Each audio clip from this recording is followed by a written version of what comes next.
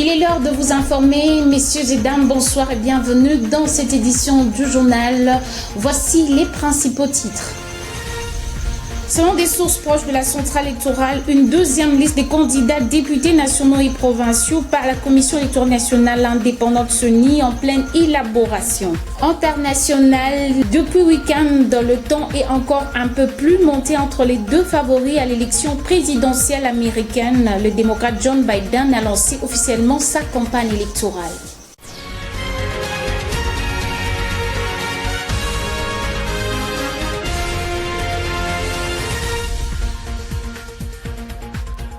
Ensemble pour la République, le parti de Moïse Katumbi dénonce l'encerclement ce lundi 8 janvier 2024 pendant plusieurs heures de sa résidence de Kashobwe par des policiers et militaires. Ce parti politique désapprouve aussi le fait que ces policiers militaires ont empêché Moïse Katumbi de sortir de sa maison. Reportage PM Maestro.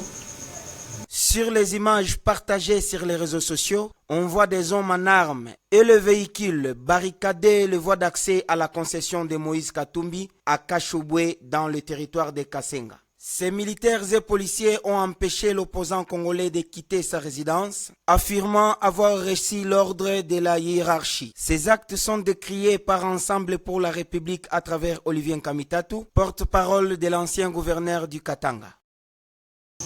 Parlons CENI à présent, selon des sources proches du central électoral, la deuxième liste des candidats à la députation nationale et provinciale par la Commission électorale nationale indépendante CENI en sigle est en pleine élaboration. Elle compterait plus d'une centaine de victimes qui se sont plongées dans la fraude électorale pendant la période des élections de décembre 2023.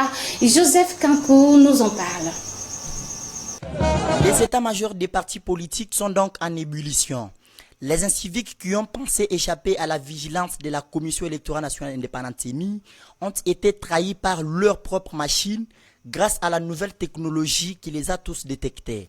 Le 31 décembre dernier, jour de la publication des résultats provisoires de la présidentielle, Denis Kadima Kazadi, président de la centrale électorale, avait promis que des sanctions seront prises contre les candidats fraudeurs. Eh bien, nous y sommes. Cela va d'ailleurs de la crédibilité de ces processus électoraux, surtout que c'est pour la toute première fois depuis 2006 que la centrale électorale disqualifie les fraudeurs avant même la proclamation des résultats provisoires. Il s'agit là d'une bonne leçon à retenir pour tous ceux qui s'évertueront à verser dans la fraude lors des prochains scrutins. Déjà, les sénatoriales approchent, de même que les élections de gouverneurs. Les candidats sont bien avertis. L'impulsion étant donnée, ils doivent faire extrêmement attention, corrupteurs et corrompus.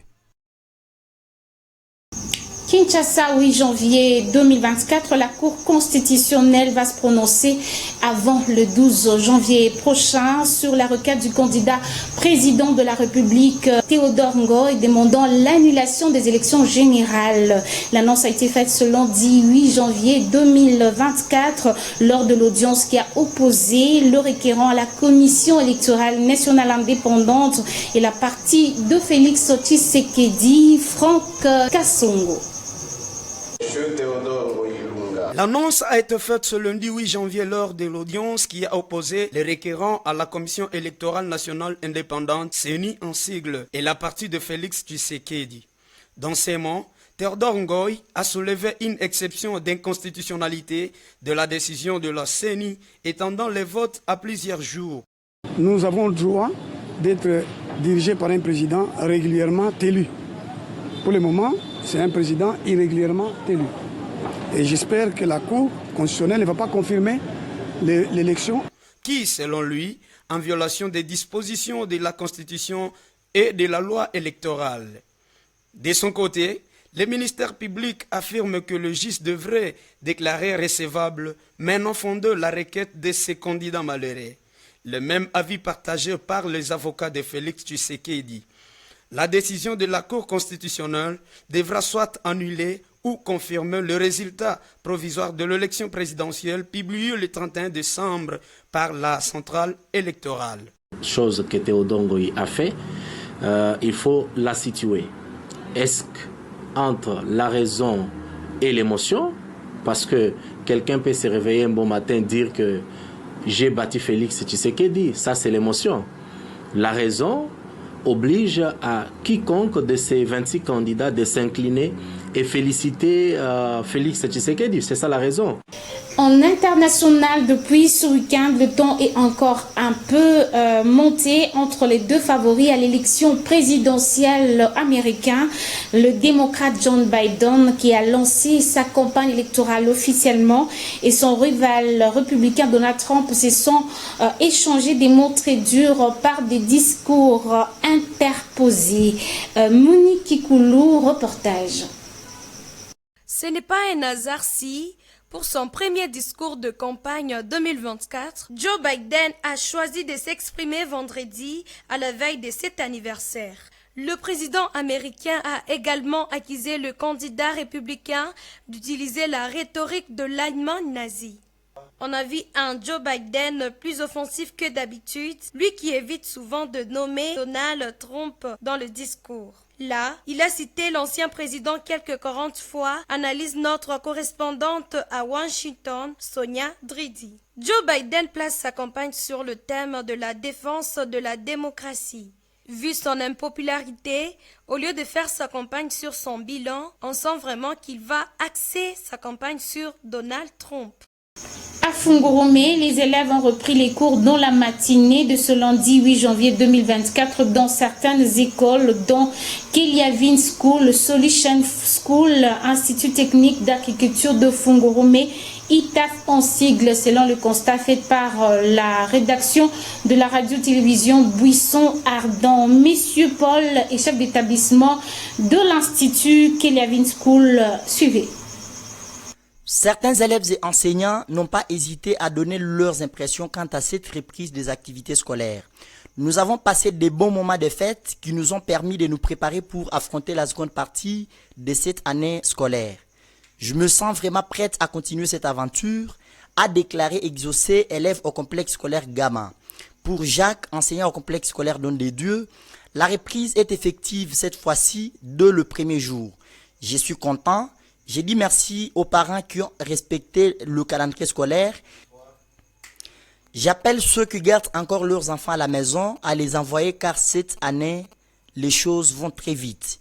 Rappelons que dans une correspondance publiée il y a quelques jours, le secrétariat général du ministère de l'enseignement primaire, secondaire et technique avait instruit les différentes autorités de sa juridiction de tout mettre en œuvre pour que la reprise des activités scolaires soit une réussite totale. Je demande à tous les parents de nous envoyer les enfants qui traînent encore à la maison. Je demande aussi aux élèves de s'efforcer d'arriver à l'école parce qu'on a déjà repris. Et particulièrement aux élèves de Keliavin School, je les demande de revenir si tôt à l'école parce que nous, ici, nous continuons. Et d'une manière générale, j'informe à toute la communauté qu'il n'y a pas report de la rentrée pour la détente. J'ai dit et je vous remercie. Oui, Monsieur Paul, je rappelle que vous êtes préfet des études au complexe scolaire Keliavin School. Merci de nous avoir accordé cette interview. C'est moi qui vous remercie. Bien avant de chuter avec ce journal, retenez, messieurs et dames, que dormir, c'est les plans des humains, mais se réveiller, c'est les plans de Dieu. Alors, cultivons la paix avec tous, car demain, on ne sait jamais. Merci de nous avoir suivis sur CanalSat et sur toutes les plateformes de réseaux sociaux. Restez branchés sur la RTB à votre chaîne. Merci et au revoir.